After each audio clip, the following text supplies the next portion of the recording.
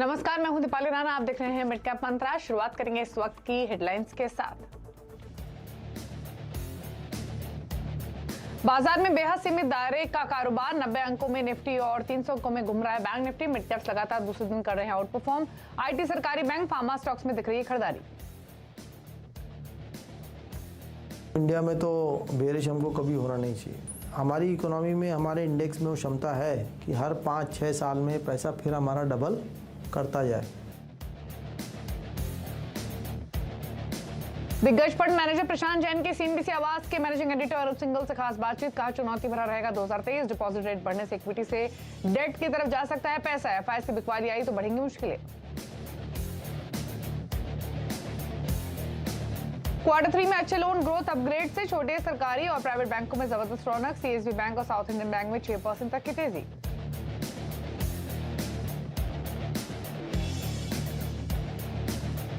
Insurance कंपनियों में आज जोरदार तेजी। HDFC Life, Max Financial, ICICI Pru, ICICI Lombard 4 से 5% चले।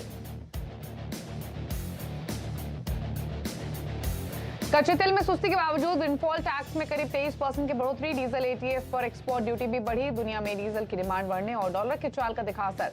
बढ़त के बाद ओएनजीसी, रिलायंस के शेयर 1% फिसले। और सोने चांदी की चमक में जोरदार निखार। एमसीएक्स पर सोना 30 महीने की ऊंचाई पर 55,600 के पार। चांदी भी 17,000 के ऊपर निकली।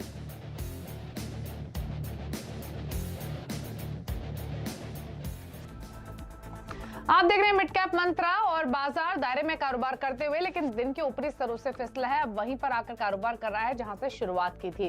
18,178 के आसपास निफ्टी कारोबार करते हुए आपको दिखाई दे रहा है। बैंक निफ्टी में भी आपको ऊपरी स्तरों से थोड़ा सा प्रेशर आते हुए दिखाई देगा। बैंक निफ्टी भी अब दिन के निचले स्तरों के आसपास आकर ही कारोबार कर रहा है। तो एक कंसोलिडेशन और एक बहुत टाइट रेंज में कारोबार करते हुए आज आपको तमाम इंडाइसेस दिखाई देंगे। दिन के ऊपरी स्तरों से तुलना करेंगे तो 60 अंक नीचे आया है निफ्टी। बैंक निफ्टी दिन के ऊपरी स्तरों से 217 अंक नीचे आया है। अभी बिल्कुल फ्लैट रेट कर रहा है लेकिन हरे निशान में है। मिड कैप इंडेक्स भी बिल्कुल फ्लैट कारोबार कर रहे हैं। दिन के ऊपरी स्तरों से 158 अंक नीचे कारोबार करते हुए आपको मिड कैप स्टॉक्स दिखाई देंगे। इसके अलावा अगर आप पॉकेट्स देखेंगे तो थोड़ी बहुत खरीदारी आज आपको आईटी और फार्मा में दिखाई देगी। इसके अलावा तमाम सेक्टर्स थोड़े प्रेशर में ही है। ऑटो में आपको दबाव दिखाई देगा। इसके अलावा सुस्ती आपको दिखेगी रियल्टी पॉकेट में। Energy, oil and gas market में भी सुस्ती बनी हुई है। मेटल्स जहां पर जोरदार तेजी थी कल आज सुस्ता रहे हैं। तो एक्शन अगर कहीं है थोड़ी खरीदारी का, बाइंग का, तो वो आईटी में है, फार्मा में है और साथ ही सरकारी बैंक स्टॉक्स में आपको देखने को मिलेगा। बाकी तमाम सेक्टर्स ऐसा नहीं कि बहुत कमजोरी दिखा रहे हैं लेकिन हाँ थोड़ा सा मूड माहौल जो है वो सुस्ती भरा ही है। सबसे ज्यादा गिरावट अगर किसी इंडेक्स में है तो वो ऑटो में, जो कि आधा % नीचे कारोबार कर रहा है आज के सेशन में। प्रकाशगावा.com के प्रकाश गावा हमारे साथ मौजूद है। गावा साहब नमस्कार, स्वागत है आपका। रिमेनिंग सेशन के लिए क्या रेंज देख रहे हैं? निफ्टी बैंक निफ्टी पर कोई ट्रेड लें या छोड़ दें? तो निफ्टी और बैंक निफ्टी लगता है जो आज ओपन हुआ था उसके आसपास ही ट्रेड कर रहा है, तो लगता है यहाँ पर शायद संभल जाता है तो ठीक है, लेकिन साइडवेज जोन है। मेरे ख्याल से ट्रेड तो नहीं बनता निफ्टी बैंक निफ्टी में। बैंक निफ्टी में भी ट्रेड नहीं बनता। ट्रेड कर रहा है 43,250 के आसपास। सपोर्ट यहाँ पर मिल सकता है लेकिन यहाँ पर वो ट्रेड लेने के लिए क्लियर कट बाय हो या क्लियर कट सेल हो, दोनों ही मिसिंग है। ओके, चलिए तो स्टॉक्स के साथ रहते हैं। गावा साहब, आपने कौन से ट्रेड्स निकाले हैं? मुझे अल्केम अच्छा लगता है। अल्केम में देखा जाए तो ट्रेड कर रहा है 3045 के आसपास। यहाँ पर एक सुबह से एक तेजी देख रहे हैं हम। पॉसिबल है कि यहाँ से एक अपमूव मिले। तो ऐसा कुछ होता है तो मेरे ख्याल से वो 3100 की तरफ जा सकता है। स्टॉप होगा 3020 अल्केम में। दूसरा स्टॉक जो पसंद है मुझे वो है कोफोर्ज। यहाँ पर तेजी नजर आती है। ट्रेड कर रहा है 4010 के आसपास। स्टॉप होना चाहिए 3950। अपसाइड करीब 4100 के टारगेट नजर आते हैं कोफोर्ज। यस, ओके, तो कोफोर्ज में खरीदारी की सलाह है। 4012 पर कर रहा है कारोबार आज के सेशन में 1.5% की बढ़त के साथ। चलिए फटाफट से मिड कैप्स के स्टॉक्स आपकी स्क्रीन पर लेकर आते हैं और मिड कैप स्पेस में आज के सेशन में शुरुआत कर लेंगे आईटी फार्मा के साथ ही, क्योंकि वहीं पर एक्शन है सरकारी बैंकों के साथ। एक बार देख लेते हैं कि कौन कौन से स्पेसिफिक स्टॉक्स है जो तेजी दिखा रहे हैं। शुरुआत फार्मा के साथ करेंगे तो फार्मा डायग्नोस्टिक स्टॉक्स चल रहे हैं। मेट्रोपोलिस हेल्थ, डॉक्टर लाल पैथलैब्स, वोकहार्ड, आयल केमिकल, यहाँ 2% से लेकर 3.5% तक के मूव्स हैं आज के सत्र में। इसके अलावा आईटी देखेंगे तो टाटा एलेक्सी, एम्फोसिस, कोफोर्ज, रेडगेन यहाँ 1 से 1.5% की बढ़त देखने को मिल रही है। और कोफोर्ज इनफैक्ट गावा साहब ने पिक भी किया है खरीदारी के लिए। पीएसयू बैंक देखेंगे तो bank of India, south Indian bank, UCO bank, bank of Maharashtra, यहाँ 5% तक के 6% तक के मूव्स आज के सत्र में बने हुए हैं। ऑटो एंसिलरी पॉकेट में दबाव, महिंद्रा सी ऑटो, टॉलबस, GTKT, बालकृष्ण इंडस्ट्रीज 1 से 3% कमजोरी के साथ आज के सेशन में कारोबार करते हुए। तो ये कुछ सेलेक्ट पॉकेट जहां पर डिसाइसिव सेलिंग या बाइंग देखने को मिल रही है। लेकिन अब एक इंपॉर्टेंट खबर की ओर रुख करते हैं और खबर है कच्चे तेल में सुस्ती के बावजूद सरकार ने विंडफॉल टैक्स में करीब 23% की बढ़ोतरी कर दी है। ये किन किन प्रोडक्ट्स पर कितनी बढ़ोतरी हुई है और इसके पीछे क्या वजह है, ये जानने के लक्ष्मण रॉय के पास चलते हैं। तो लक्ष्मण, पहले तो ये बताइए कि किन किन प्रोडक्ट्स पर ड्यूटी में कितनी बढ़ोतरी हुई है। देखिए, जो सबसे ज्यादा निगाहें टिकी रहती हैं वो है कच्चे तेल को लेकर के। तो कच्चे तेल पर विंडफॉल टैक्स में 17,000 रुपए प्रति टन से बढ़ा 1700 रुपए प्रति टन से बढ़ा करके 2100 रुपए प्रति टन करने का फैसला लिया है विंडफॉल टैक्स को, यानी 1700 रुपए प्रति टन से बढ़कर अब ये विंडफॉल टैक्स क्रूड ऑयल पर 2100 रुपए प्रति टन हो जाएगा। दूसरा ATF जो कि एविएशन के लिए फ्यूल होता है, उस पर भी सरकार ने विंडफॉल टैक्स में 1.5 रुपए प्रति लीटर से बढ़ा करके 4.5 रुपए प्रति लीटर करने का फैसला लिया है। तीसरा है डीजल। तो डीजल में यहां पे अच्छी खासी बढ़ोतरी की गई एक्सपोर्ट ड्यूटी में, ये करीब 5 रुपए प्रति लीटर से बढ़ा करके 6.5 रुपए प्रति लीटर डीजल पर एक्सपोर्ट ड्यूटी में बढ़ोतरी करने का फैसला लिया गया है। इस 6.5 रुपए में बता दूं कि 1.5 रुपए एडिशनल एक्साइज ड्यूटी है और 5 रुपए जो मुख्य ड्यूटी होती है वो है। तो तीनों ही प्रोडक्ट पर ड्यूटी बढ़ाई गई है। हालांकि पेट्रोल पर एक हफ्ते बाद ही सरकार ने ड्यूटी हटा ली थी, तो अभी उस पर किसी भी तरह की ड्यूटी में कोई बदलाव नहीं किया गया है, यानी पेट्रोल एक्सपोर्ट पर कोई ड्यूटी नहीं रहेगी, पेट्रोल पर कोई विंडफॉल टैक्स नहीं रहेगा। ओके लेकिन लक्ष्मण, आमतौर पे ये माना जाता है कि जब कच्चे तेल के में प्राइसेस कम होते हैं तो कच्चे तेल के हिसाब से विंडफॉल टैक्स घटता बढ़ता है। पिछले 15 दिनों में कच्चे तेल में सुस्ती रही है, फिर इस बढ़ोतरी के पीछे क्या वजह है? वाकई ये दरअसल काफ़ी महत्वपूर्ण सवाल है जो हर कोई जानना चाहता है। तो मैंने इस पर पूरा रिसर्च किया और अलग अलग सूत्रों से मैंने बातचीत भी की। तो इसमें 3 फैक्टर है जिसने इस विंडफॉल टैक्स में बढ़ोतरी करने के पीछे काफ़ी अहम भूमिका निभाया है। पहला, जो कच्चे तेल का आपने जिक्र किया, ये बात सही है कि कच्चे तेल की रफ्तार काफ़ी सुस्त रही है, लेकिन ये जो विंडफॉल टैक्स बढ़ाया गया है वो पिछले 15 दिन के कच्चे तेल का औसत कीमत को उससे पहले के 15 दिन के औसत कीमत से जोड़ा गया है। यानी 1 दिसंबर से लेके 15 दिसंबर तक जो कच्चे तेल की कीमत थी उसके मुकाबले 16 दिसंबर से लेके 31 दिसंबर के बीच में कच्चे तेल की कीमतों में मामूली बढ़ोतरी देखने को मिली है। मिसाल के तौर पर आप देखें तो 12 दिसंबर को ये करीब $70 तक पहुंच गया था कच्चा तेल, लेकिन 16 दिसंबर से $74 का बढ़त का ट्रेंड रहा, बीच में $81 तक छूने की कोशिश की। तो ये जो थोड़ी बढ़ोतरी हुई है उसका एक असर रहा है विंडफॉल टैक्स में बढ़ोतरी किया जाना। लेकिन उससे ज्यादा फैक्टर जो है वो आपको किया है डॉलर रुपये की कमजोरी को लेकर के। पिछले 15 दिन में डॉलर के मुकाबले रुपए की कमजोरी भी ठीक ठाक बढ़ी है, तो ये भी एक असर रहा है इस बढ़ोतरी के पीछे। तीसरी, जो डीजल में आपने देखा कि 6.5 रुपए प्रति लीटर कर दी गई एक्सपोर्ट ड्यूटी, तो उसके पीछे असली वजह यह है कि यूरोपियन मार्केट में दुनिया के दूसरे देशों में डीजल की डिमांड काफ़ी ज़्यादा बढ़ी है। तो डीजल की डिमांड इतनी ज़्यादा न बढ़ जाए कि घरेलू बाजार में किल्लत हो जाए, और अगर डीजल को एक्सपोर्ट करता है तो उस पर टैक्स लगाया जाए। इसी वजह से डीजल के एक्सपोर्ट ड्यूटी में भी सरकार ने बढ़ोतरी करने का फैसला लिया है। ओके चलिए, शुक्रिया आपका लक्ष्मण, ये तमाम डिटेल्स बताने के लिए। तो कच्चा तेल सुस्त है, उसके बावजूद भी विंडफॉल टैक्स में बढ़ोतरी की गई है, और किस प्रोडक्ट में कितनी बढ़ोतरी, तमाम डिटेल्स आपको लक्ष्मण ने शेयर की हैं। तो 1 से 15 दिसंबर से और साथ ही 16 से 31 दिसंबर के बीच में जो क्रूड के दाम बढ़े हैं उसके बेसिस पे ये बढ़ोतरी की गई है। चलिए कुछ और स्टॉक्स पर बात कर लेते हैं आज के सेशन में। एनर्जी पैक हालांकि आज के सेशन में थोड़ा सा सुस्ती दिखाई देगा, लेकिन हाँ स्टॉक स्पेसिफिक एक्शन है आज के सत्र में। और इस बीच सेलेक्ट स्टॉक्स में आपको बाइंग देखने को मिलेगी। मिड कैप्स में भी इंश्योरेंस की बात कर लेते हैं। गाबा साहब, HDFC लाइफ पर आपकी एक राय चाहिए। आज ये स्टॉक दिन के ऊपरी स्तरों पर है, 5% ऊपर है, लेकिन एक अंडर परफॉर्मर भी रहा है ये स्टॉक, जो कि सिर्फ 550 के इर्द गिर्द घूमता हुआ ही दिखा है। कितनी पॉसिबिलिटी दिख रही है कि जो ये तेजी दिखा रहा है ये टिकेगी, 600 को पार करके अपने हाइस पर पहुंचने की कोशिश कर सकता है ये स्टॉक? क्या व्यू है? ये जरूरी है कि 600 को पार कर ले, 610 को पार कर ले, ये जरूरी है। लेकिन स्ट्रक्चर लगता है यहाँ पर अच्छा बेस बन रहा है, और कभी कभी बेस बनते बनते वक्त लगता है। आज का मूव तो बढ़िया है, लेकिन इसके पहले ये 3 बार ऐसे हो चुका है, ऐसा मूव मिला है। तो लेकिन ये कंफर्मेशन मिलेगा जब 610 615 पार कर लेगा, फिर एक अच्छा आप मूव देखेंगे, 630 640 भी देखेंगे आते दिनों में। लेकिन लगता है कि शायद इस बार पार कर ले, लेकिन प्रॉब्लम है कि रिस्क रिवॉर्ड रेशियो थोड़ा स्क्यूड है। अब ट्रेड कर रहा है 597 के करीब, 600 के आसपास ट्रेड कर रहा है, तो रिस्क स्टॉप लगाना पड़ेगा तो 570, तो 30 रुपए का स्टॉप थोड़ा ज्यादा है। तो ये फ्यूचर्स में तो नहीं करना चाहिए, लेकिन डिलीवरी भी यस कर सकते हैं, क्वांटिटी कम कर लें, लेकिन मेरे ख्याल से राइट ट्रेंड हो सकता है HDFC लाइफ। ठीक है, तो यानी जिनके पास है वो होल्ड कर सकते हैं।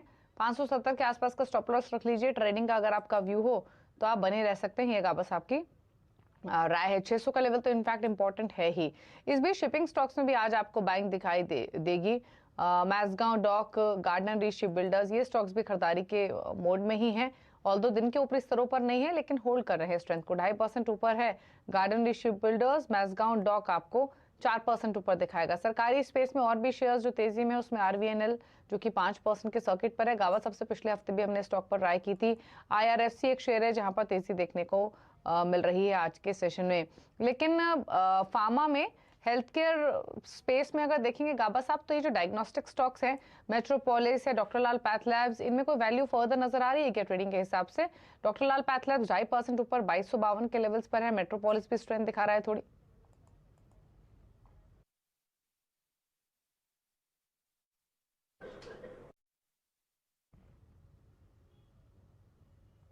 गावा साहब, डॉक्टर लाल पैथ लैब्स और मेट्रोपोलिस,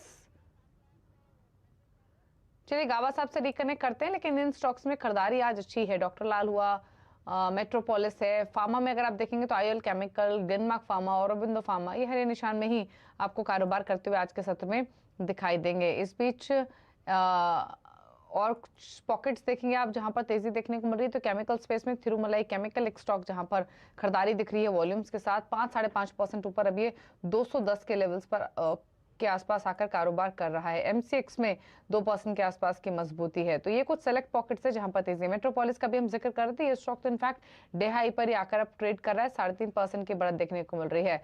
गाबा साहब, मेट्रोपोलिस पर आपकी राय क्या होगी? दिन के हाई पॉइंट पर कर रहा है ट्रेड, क्या व्यू है इन लेवल से? बिल्कुल, ये टेक्नोलॉजी का दिक्कत है, इसलिए कट ऑफ हो गया था। मेट्रोपोलिस चार्ट मुझे अच्छा लगता है, ट्रेड करा 1367 पर। इसका जो टाइम फ्रेम के हिसाब से देखता हूँ तो काफी तक बेस बन चुका है और बन रहा है। मेरे ख्याल से लेना चाहिए मेट्रोपोलिस, जगह अच्छी है खरीदने की। अब ट्रेड करा 1367, स्टॉप लगाएंगे 1300 का, थोड़ा ज्यादा है, लेकिन डिलीवरी पॉइंट ऑफ व्यू 1-2 हफ्ते के लिए लेना चाहिए। शायद 440 भी देख सकते हैं मेट्रोपोलिस में। ओके गाबा साहब, बाइंग देखने को मिल रही है कंज्यूमर ड्यूरेबल्स में भी। हेवल्स पर आपका एक व्यू चाहिए। 1128 पर ट्रेड कर रहा है, 2.5% ऊपर है। इस स्टॉक में क्या करना चाहिए जिनके पास भी एग्जिस्टिंग पोजीशंस हों? जिसके पास एग्जिस्टिंग पोजीशन है उनको हेवल्स होल्ड करना चाहिए। इंट्राडे में बाय सिग्नल मिला है, डेली टाइम फ्रेम में भी बाय सिग्नल मिल रहा है हेवल्स पे। ट्रेड कर रहा है 1120 के आसपास। थोड़ा वक्त दीजिए, 1160 दिखाई देगा इसमें बिल्कुल, और 1100 का स्टॉप होना चाहिए। तो मेरे ख्याल से यहाँ पर भी बाइंग बनती है हेवल्स से। चलिए, तो हेवल्स 1128 पर ट्रेड करते हुए यहाँ भी खरीदारी का मौका दिख रहा है, ले सकते हैं। फिलहाल 1128 के लेवल्स देखने को मिल रहे हैं। रुकने इसी के साथ एक ब्रेक के लिए। ब्रेक के पर कुछ और स्टॉक्स पर करेंगे बातचीत। खिलाड़ी नंबर 1 का अपडेट भी लेकर आएंगे, कल वापस आते हैं। थोड़े से बेरिश लग रहे हैं मुझे। मैं बेरिश नहीं हूँ। इंडिया में तो बेरिश हमको कभी होना नहीं चाहिए, क्योंकि हमारी जो अर्थव्यवस्था है उसका ग्रोथ का आउटलुक बहुत अच्छा है।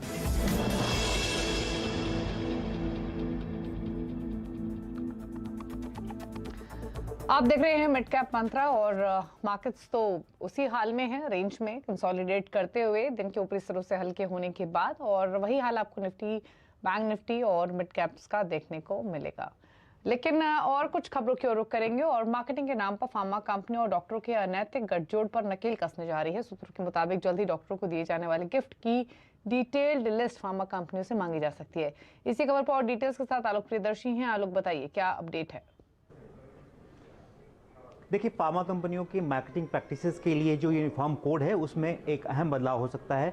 सूत्रों के मुताबिक अब फार्मा कंपनियों से जो डॉक्टरों की लिस्ट है वो मांगी जा सकती है जिनको मार्केटिंग प्रैक्टिसेस के नाम पर कैश काइंड या फिर फ्रीबीज के तौर पर फॉरेन टूर जैसे चीज़ें स्पॉन्सर करते हैं।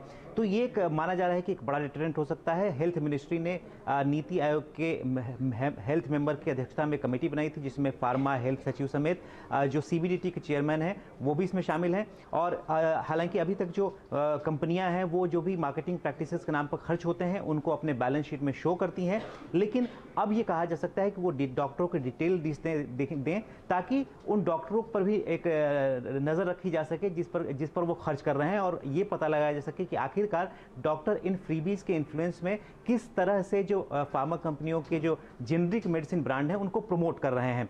तो तो कुल मिलाकर सरकार की तरफ से ये एक डिटरेंट के तौर पर इस्तेमाल किया जा सकता है। पिछले साल भी बजट में इस जो मार्केटिंग प्रैक्टिसेस पे खर्च होने वाली रकम है उस पर टैक्स लगाने का ऐलान किया गया था, और अब ये जो डॉक्टरों की लिस्ट है वो मांगने पर एक तरह से माना जा सकता है कि जो ये इथिकल अनइथिकल जो गठजोड़ होता है फार्मा कंपनी और डॉक्टरों के बीच में, उस पर एक नकेल कसी जा सकेगी, उस पर एक बड़ी लगाम लगाई जा सकेगी। ओके, शुक्रिया आलोक की डिटेल्स बताने के लिए। तो पूरी डिटेल्स कंपनियों को देनी पड़ेगी, फार्मा कंपनियों को, कि वो डॉक्टर्स को क्या गिफ्ट देते हैं, उसकी पूरी लिस्ट, और इस तरीके से ये सख्ती थोड़ी सी हो सकती है जल्द ही। ये फिलहाल सोर्सेस के थ्रू जानकारी दिखाई दी है। चलिए इस बीच गाबा साहब से कुछ और स्टॉक्स पे एक व्यू ले लेते हैं। गाबा साहब, केमिकल स्पेस में अभी हम तिरुमलाई केमिकल की बात करते हैं, स्टॉक को देखिए और बताइए क्या राय है आपकी। तिरुमलाई केमिकल अच्छा लगता है मुझे स्टॉक। हायर टाइम फ्रेम में भी चार्ट लगता है कि अच्छा बेस बना हुआ है, 200 में स्ट्रॉन्ग सपोर्ट जोन है तिरुमलाई केमिकल्स में। मेरे ख्याल से अब ट्रेड कर रहा है 211, अब मूव मिलना चाहिए, 220 पॉसिबल है आते दिनों में, तो अब लगाएंगे 200 के नीचे बस चलेगा तिरुमलाई केमिकल। ओके, तो बाय करने की सलाह है तिरुमलाई केमिकल, और स्टॉक दिन के ऊपरी स्तरों के आसपास ही कारोबार कर रहा है, लेकिन होल्ड करने की पूरी कोशिश ये स्टॉक फिलहाल दिखा रहा है। इस बीच अगर आप एनबीएफसी पैक को देखेंगे तो वहां भी आपको सेलेक्ट स्टॉक में बाइंग देखने को मिलेगी। सरकारी बैंक का तो हमने जिक्र किया ही, यूको बैंक, कर्नाटका बैंक जैसे स्टॉक्स खरीदारी के मोड में है आज के सेशन में। यूको बैंक आप देखेंगे तो दिन के ऊपरी स्तरों से हल्का हुआ है, लेकिन अभी भी 3% ऊपर है। कर्नाटका बैंक भी दिन के ऊपरी स्तरों से थोड़ा नीचे आया है। तो सरकारी बैंक के इंडेक्स भी अगर आप देखेंगे तो वो भी ऊपरी स्तरों से थोड़ा नीचे ही आता हुआ दिखाई देगा, लेकिन हरे निशान में है। मैक्स फाइनेंशियल सर्विस, इस पर एक राय लेंगे गाबा साहब से। दिन के ऊपरी स्तरों पर आकर ट्रेड कर रहा है ये स्टॉक 709 के लेवल्स पर, 3.5% की इसमें बढ़त देखने को मिल रही है। गाबा साहब, लगातार लुढ़का ये स्टॉक और उसके बाद अब थोड़ा संभलते हुए दिख रहा है, क्या व्यू है स्टॉक पर? एक्चुअली बेस बना हुआ है मैक्स फाइनेंशियल में, चार्ट ट्रेड कर रहा है 710 के आसपास। लगता है ये लोअर लेवल हमने देखे थे करीब 600 के आसपास, वहां से एक बाउंस मिला, फिर एक कंसोलिडेशन हुआ, फिर एक बाउंस मिला है। लगता है इस वर्स्ट इज ओवर, ट्रेड कर रहा है 710 के आसपास, लगता है 740 तक जा सकता है, लेकिन उसे वक्त लगेगा। स्टॉप होगा 680-85 का लगा देंगे तो मेरे ख्याल से एक ट्रेड बनता है on the long side max financial. Okay, चलिए, तो ट्रेड बनता है, इन स्तरों से खरीदा जा सकता है। मैक्स फाइनेंशियल 710 पर कर रहा है ट्रेड। शुक्रिया गाबा साहब सभी स्टॉक्स पर राय देने के लिए, मार्केट्स पर अपने व्यूज देने के लिए। आगे बढ़ते हुए फटाफट से खिलाड़ी नंबर 1 का अपडेट ले आते हैं। 2023 का पहला मुकाबला है इस हफ्ते। इक्विनॉक्स रिसर्च के पंकज रांदर, प्रूडेंट ब्रोकिंग सर्विसेज के प्रदीप खोचंदानी, मंत्री फिनमार्ट के अरुण कुमार मंत्री के बीच मुकाबला हो रहा है। और पहले तो अपडेट लेकर आते हैं, रेडिंगटन से एग्जिट किया है प्रदीप खोचंदानी ने। इनकी ये बाय कॉल थी, 205 के टारगेट थे, 194 पर निकले हैं। पंकज रांदर ने अपनी एक पोजीशन से एग्जिट किया है, वो है एनएमडीसी में इनके 126 के लेवल्स पर एग्जिट किया है, टारगेट इनके 135 के थे। तो ये एक अपडेट पंकज के पोर्टफोलियो से। एक अपडेट है बलरामपुर चीनी पर, यहाँ पर इनके 455 के टारगेट थे, लेकिन 403 पर इन्होंने अपनी पोजीशन को समेट लिया है। 388 के स्टॉप लॉस थे। अब दिखाते हैं फटाफट से आपको रिटर्न की स्थिति और मुनाफे के मीटर में रिटर्न की स्थिति के हिसाब से लीड कर रहे हैं प्रदीप 9% रिटर्न के साथ, दूसरे पायदान पर पंकज 5.5% के रिटर्न, अरुण कुमार मंत्री का पोर्टफोलियो 1% रिटर्न स्टैंड कर रहा है। रुक रहे इसी के साथ एक ब्रेक के लिए। ब्रेक के उस पार आप देखिए एक्सक्लूसिव कॉन्वर्सेशन प्रशांत जैन के साथ, क्या है उनका व्यू मार्केट्स पर और आगे आउटलुक क्या है, इंडियन मार्केट्स कौन से सेक्टर्स हैं पसंद, पूरी बातचीत एक ब्रेक के बाद।